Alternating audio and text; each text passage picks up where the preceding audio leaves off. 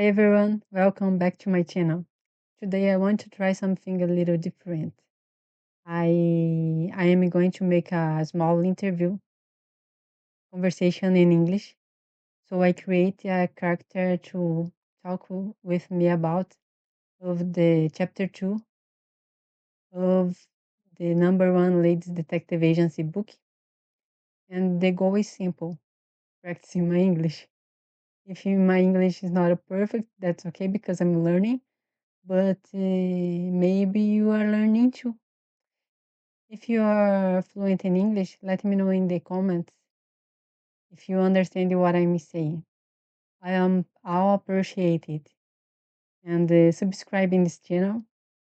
Let you are liking this video.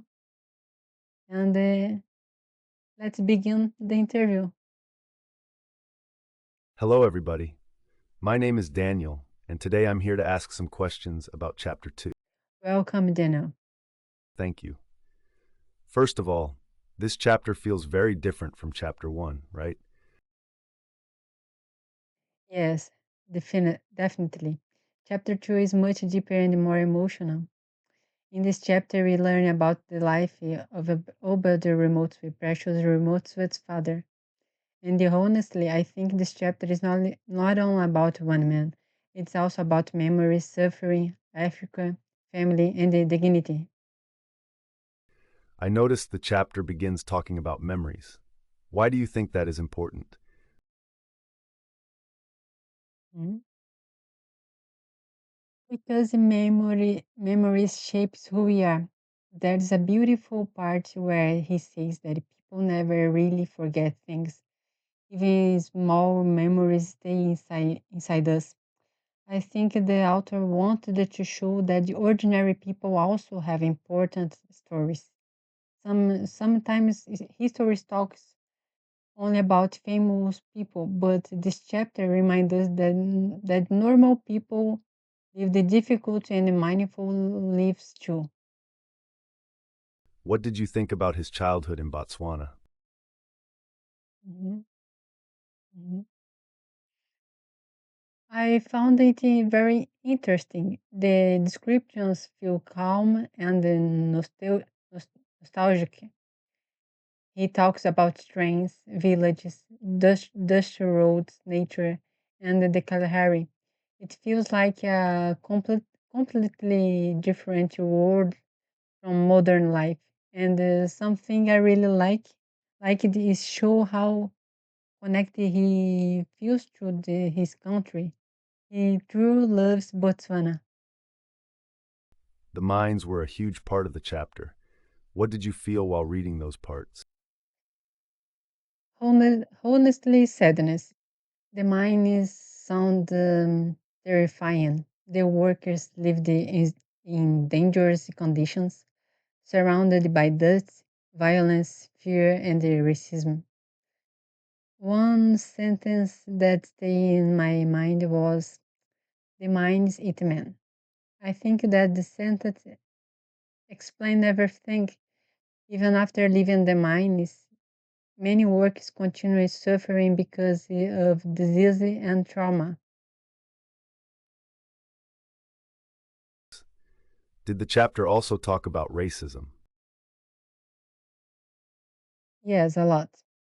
The black workers and the white workers were treated very differently.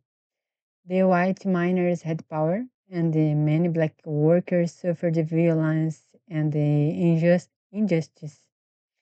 There is a moment where Obed says that if a black worker hit a white miner back, he could he could go to prison. That part was very heavy. But I also liked that the book shows complexity. Never ever, not every white character was evil. For example, the blaster who helped the Obed seemed kind and respectful. What about the murder scene underground?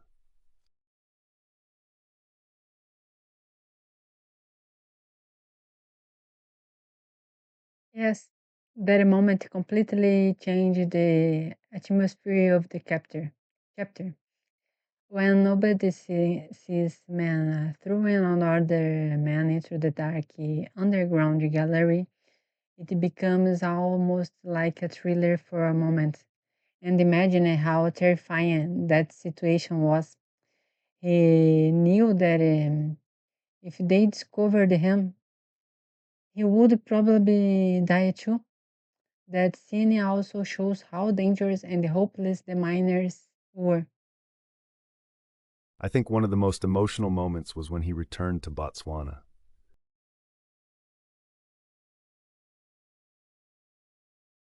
I agree. I agree. When he comes home and starts crying after seeing Bushud again, that moment felt very human.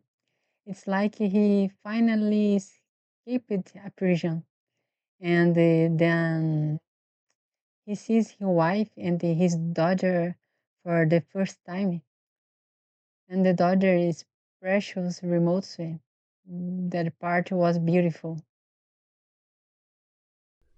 So, chapter 2 helps us understand Precious better. Absolutely. Now we understand where her strange comes from. Her father was wise, patient, hardworking, and deeply connected to his values. I think Precious learned many things from him. And honestly, after reading this chapter, I understand why she respects her father so much. Something I noticed is how often Obed talks about Africa with love.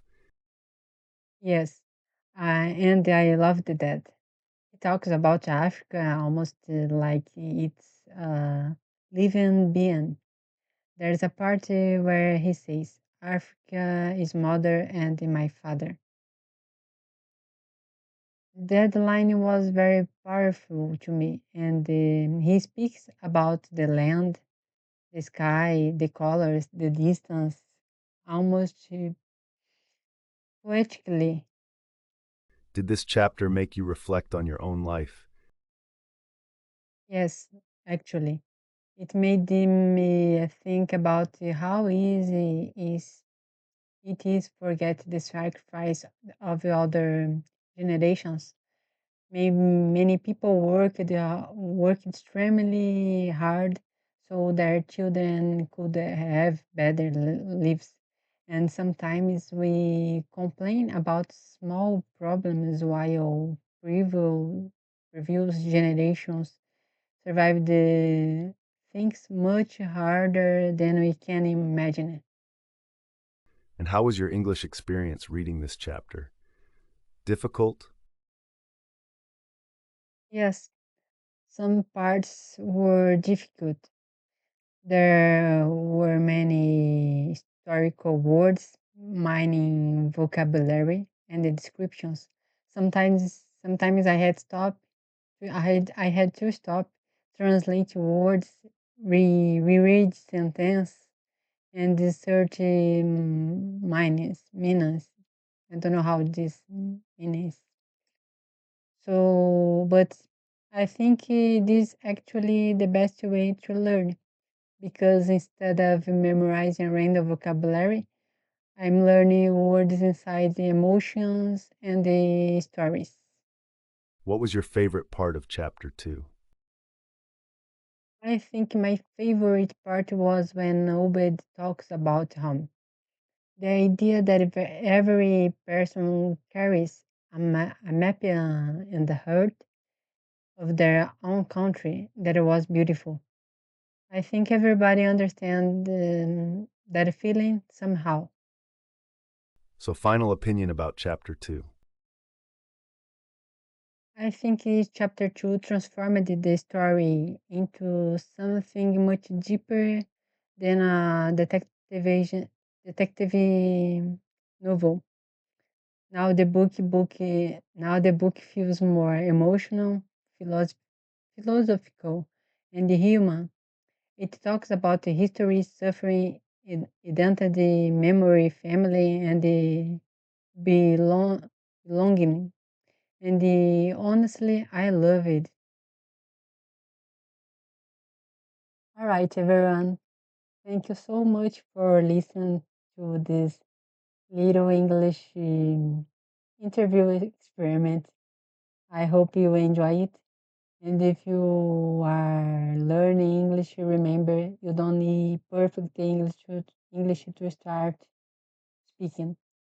You improve it by English making mistakes, reading, listen, and continue. Subscribing this channel that you are liking this video. And see you in the next chapter, the #1 Latest Detective Agency. Bye.